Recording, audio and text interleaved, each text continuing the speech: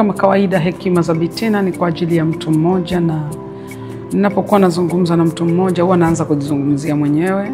Wazuri wanazaliwa kila siku, vizuri vipo kila siku. Ukiona hujakutana na kizuri leo, ngoja kesho utakutana na kizuri. Na ukiona wewe ni mzuri leo, yani unafanya vizuri leo, ngoja kesho utakutana na balaa. Kama una tabia ya kubebwa na kizuri unachokutana nacho leo, yani kinabadilisha njia yako, ndugu yangu, utaisha kuyumba, kwa sababu daily utakutana na kizuri. Ukidhani ulichokutana nacho leo ndio umemaliza, kesho utakutana na baba lao. Nini kinachotakiwa? Stabilize, tulia. Ulichokipata leo ndio hicho ndio chako, halali yako. Vingine vyote kesho vina wenyewe.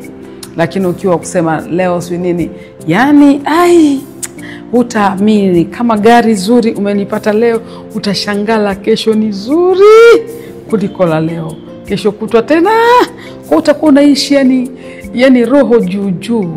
Tulia, ridhika na ulicho nacho.